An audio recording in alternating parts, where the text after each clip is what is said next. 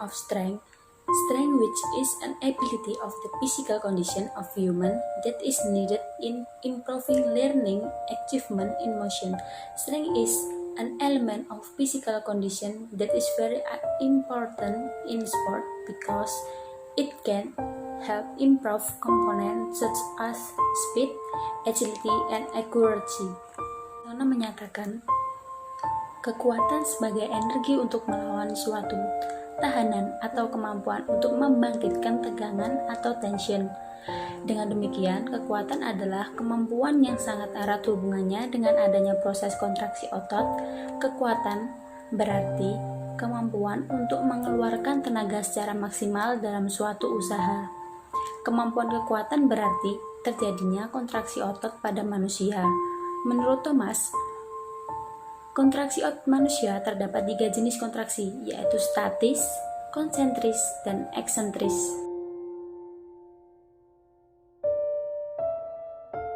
Saya akan menjelaskan period of strength. Not necessarily that strength is just strength without taking the appropriate parameter and periodic flow. The strength training period consists of anatomic adaptation phase, the maximum strength phase, phase conversion, maintenance phase, and phase transition.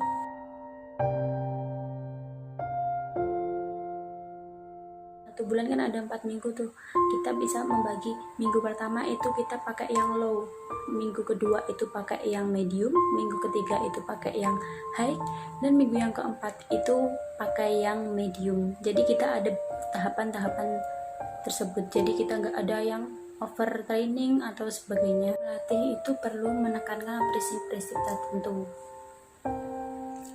Nah, prinsip-prinsip tersebut ialah 1. Prinsip beban berlebih atau overload principle. Kekuatan otot akan lebih efektif bila diberikan beban sedikit di atas kemampuannya. Hal ini bertujuan untuk mengadaptasikan fungsional tubuh sehingga dapat meningkatkan kekuatan otot. Latihan yang menggunakan latihan beban di bawah atau di atas kemampuannya hanya akan menjaga kekuatan supaya tetap stabil, tetapi tidak akan meningkatkannya. Dengan prinsip beban berlebih ini, maka kelompok-kelompok otot akan berkembang kekuatannya secara efektif. Peningkatan beban yang dilakukan haruslah lebih berat dari latihan sebelumnya pada batas ambang rangsang kepekaannya. Yang kedua yaitu peningkatan secara bertahap, progresif prinsipal. Bila atlet telah kuat, beban yang berat akan terasa ringan.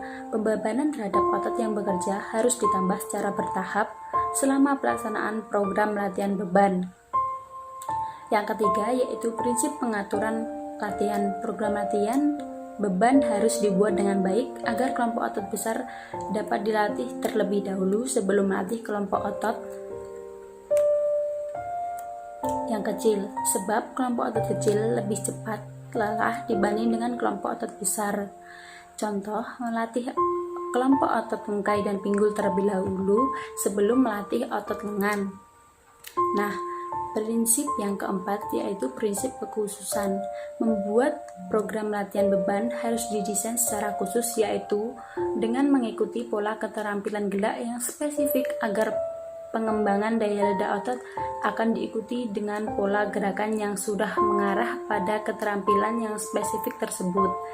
Untuk mendapatkan hasil yang spesifik, program latihan beban harus disesuaikan dengan karakteristik cabang olahraga dan dengan tujuan yang akan dicapai. Contoh, program latihan beban untuk cabang olahraga bola voli harus dibuat dengan baik agar bentuk latihan yang dipergunakan kelihatan khusus, maka dianalisis terlebih dahulu otot-otot apa yang terlibat dalam cabang olahraga tersebut. Contoh-contoh latihannya ini khusus pencaksilat ya, saya kan berada di cabang pencaksilat. Nah, nanti bisa cek contoh-contoh dari strength tersebut di terakhir video. Cek ya.